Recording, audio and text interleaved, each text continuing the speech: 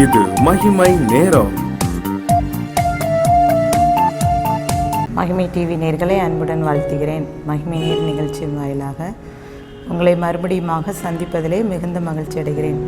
நாம் தொடர்ந்து இயேசுவோடு 40 நாட்கள் என்ற தலைப்பின் கீழே தியானித்து வருகிறோம். இயேசு சீஷர்களோடு அவர் உயிர்த்தெழுந்த பின்பு 40 நாட்கள் தங்கியிருந்து அவர்களோடு இடைப்பட்டு அவர் சில ஆவிக்குரிய காரியங்களை கற்றுக் கொடுத்தார் என்பதை குறித்து இந்த 7 நாட்களும் தியானித்து வருகிறோம். முதலாவது நாம் இயேசு உயிரோடு இருந்தார். 2வது நாளிலும் கூட இயேசு சீஷர்களுடைய கண்களை திறந்தார் என்று பார்த்தோம். 3ஆம் நாளிலும் பயப்படாதிருங்கள் என்று சொல்லி கற்றுக் கொடுத்தார். 4வது நாளிலும் 2 நாளிலும் கூட சமாதானத்தை குறித்து ஆண்டவர் கற்றுக் கொடுக்கிறார். யோவான் எழுதின சுவிசேஷம் 20ஆம் அதிகாரம் 19-20 இயேசு வந்து நடுவிலே நின்று உங்களுக்கு சமாதானம் என்றார். சீஷர்கள் கர்த்தரை கண்டு சந்தோஷப்பட்டார்கள். இங்கே ஆண்டவராக இயேசு கிறிஸ்து உயிரோடு இருக்கிறார் என்பதை சீஷர்கள் சில நேரங்களில் அறியாமல் இருந்திருந்தார்கள். அந்த வேளையிலே ஆண்டவர் ஒவ்வொரு முறையும் அவர்களுக்கு தரிசனமாகி சில வார்த்தைகள் மூலமாக தேய்ச்சி கொண்டிருந்தார். இங்கே சமாதானம் என்கிற வார்த்தையை சொல்லி சீஷர்களை தேட்டுகிறார். அதை கண்ட மாத்திரத்திலே சீஷர்களும் மிகுந்த சந்தோஷமடைந்தார்கள். இங்கே ஜான் வெஸ்லி என்ற ஒரு தெய்வ மனிதன் இவ்வாறாக அவனுடைய ஒரு ஆங்கில சபையிலே வார்த்தைகளை பகிர்ந்து கொண்டிருந்த வேளையிலே அங்கே ஒரு காரியம் நடக்கிறது. அங்கே சபை குறித்தும் சபையிலே எழுப்புதலை குறித்தும் சபையில் இருக்கிற பிரச்சனை, சடங்காச்சாரம், சிலை வழிபாடு, எப்படி சபை இருக்கிறது, சபைக்குள்ளே இருக்கிற பிரச்சனை என்ன, ஜனங்கள் எதை தேடி ஓடுகிறார்கள், சிலை வழிபாடுகள் ஆகாது என்று சொல்லி அவர் பிரசங்கம் பண்ணி கொண்டிருந்தார். அந்த வேளையிலே அவருக்கு ஒரு பிரச்சனை வந்தது. அவருடைய செய்தியை நிறுத்த வேண்டும் என்று சொல்லி ஒரு சில கூட்டத்தார் அவர் பேச வேண்டாம் என்று சொல்லி நிறுத்திவிட்டார்கள். இங்கே ஜான் வெஸ்லிக்கு ஒரே குழப்பம், மனசில் நிம்மதியே இல்லை, சமாதானம் இல்லை. அவர் நடந்து அப்படி போய் ஒரு இடத்துல உட்கார்ந்து அவர் ரொம்ப ஒரு உணர்ச்சி வசமாக நம்ம பிரசங்கம் பண்ணது எடுத்தது ஒருவேளை நம்ம தப்பாக பேசிவிட்டோமோ, இல்லை நான் பேசினது காரியத்தினால மக்கள் மனசில் மிகவும் பாதிக்கப்பட்டிருக்கிறாங்களோன்னு சொல்லிட்டு சிந்தித்து கொண்டிருக்கும்போது அவர் குதிரையில் ஏறி அப்படியே கடந்து சென்று கொண்டிருக்கிறார். அப்போது ஒரு பெரிய செங்கலை எடுத்து ஒரு மனிதன் அவன் மீது ஏறுகிறான். ஆனால் அந்த செங்கல் அவர் மீது படவில்லை, அப்படி குதிரை மீது பட்டு விடுகிறது. அப்போதுதான் உணர்ந்த ஆண்டவர் நம்மை பாதுகாத்தார், இந்த வார்த்தை பலருக்கு போய் சேர்ந்தது என்று சொல்லி அவருக்குள்ளே ஒரு உணர்வு வந்தது. நிச்சயமாக ஆண்டவர் என்னோடு பேசினார். இந்த சமாதானத்தை இழந்து போய் இருந்த அந்த ஜான் வெஸ்லி நிம்மதியோடு நான் உண்மையான சத்தியத்தை இந்த உலக சபைக்கு நான் அறிவித்தேன் என்று நிம்மதியோடு சென்றாராம். அதே போல தான் சீஷர்களும் ஆண்டவரோடு 3.5 வருடம் அவரோடு இணைந்து தன்னுடைய ஊழியத்தை செய்து கொண்டிருந்த அந்த சீஷர்கள் அவருடைய இருதயத்துக்குள்ளே சமாதானம் இல்லை. அந்த சமாதானத்தை அவர்கள் தேடி அலைந்து கொண்டிருந்த வேளையிலே ஆண்டவர் அவர் நடுவிலே வந்து நின்று சமாதானத்தை கற்றுக் கொடுக்கிறார்.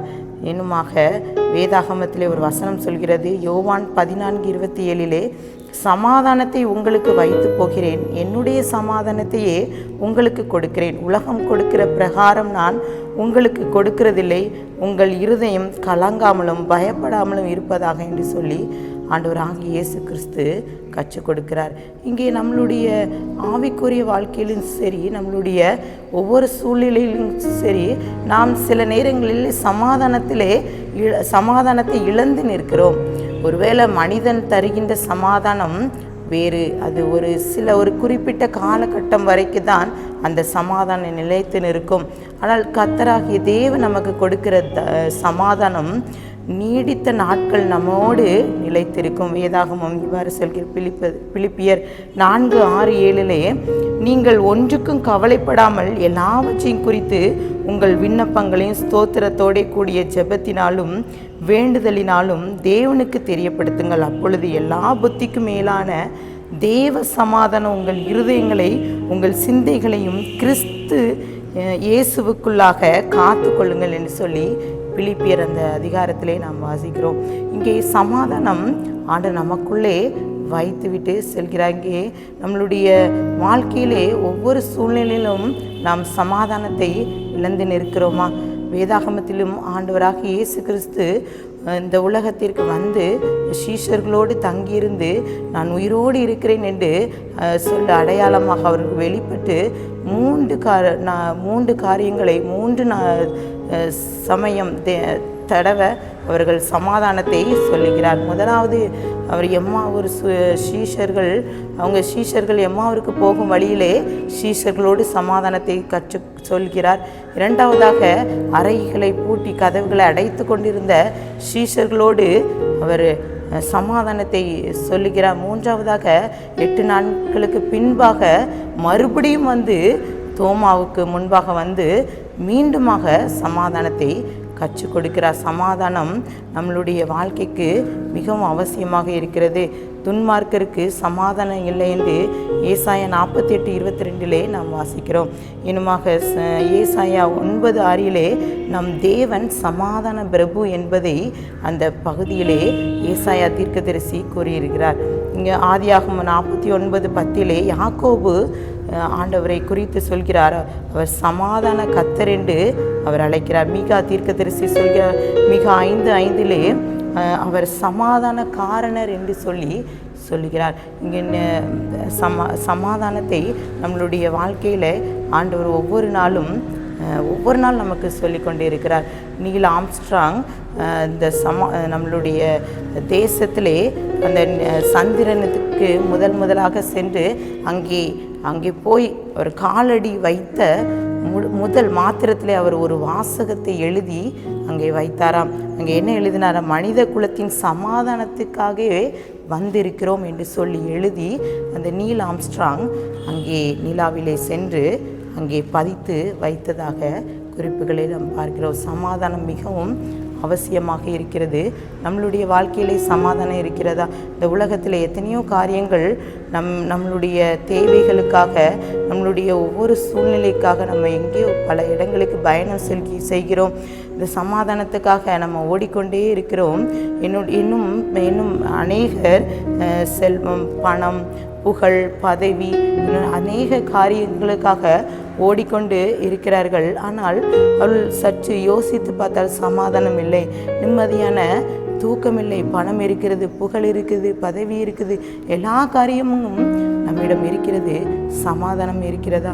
இன்றைக்கும் கூட உயிர்த்தெழுந்த இயேசு நம்மோடு நம் மத்தியிலே நின்று சமாதானத்தை வைத்து செல்கிறார். உங்களையும் என்னையும் பார்த்து சமாதானத்தை அவர் நம்ம மத்தியிலே வந்து பேசுகிறார். நம்மளிடம் சமாதானம் இருக்கிறதா? சற்று யோசித்து பார்ப்போமா? நம்மளுடைய இருதயத்தின் ஆழத்திலிருந்து ஆண்டவரை நாம் தேடும்போது நிச்சயமாக நமக்கு ஆண்டவர் சமாதானத்தை தருவார் என்பது நிச்சயமாக நான் நம்புகிறேன். கண்களை மூடி ஜெபிக்கலாம். அன்பின் பிதாவே, சீஷர்களோடு நீங்கள் பேசினீங்க. அவர்களுக்கு சமாதானம் இல்லாமல் அவர்கள் அறை வீட்டை பூட்டி கொண்டு பயந்து அங்கே அவர்கள் ஒளிந்து கொண்டிருந்த வேளையிலே சமாதானத்தை சொல்லி அவர்களோடு நீங்கள் இருக்கீங்க என்பதை காட்டினது போல எங்களோடு நீங்கள் இருக்கிறீங்க, சமாதானத்தை வைத்துவிட்டு சென்றிருக்கிறீங்க என்பதை நாங்கள் நிச்சயத்தோடு இன்றைய நாளை நாங்கள் சந்தோஷத்தோடு உற்சாகத்தோடு நாங்கள் ஆர்ப்பரிக்க நீங்கள் கிருபை தாங்க. உடைய கரத்திலே கொடுக்கிறேன், தாழ்த்துக்கிற உரிமையாக்கிறேன். மீட்பர் மூலம் கேட்கிற பிதாவே, ஆமேன்.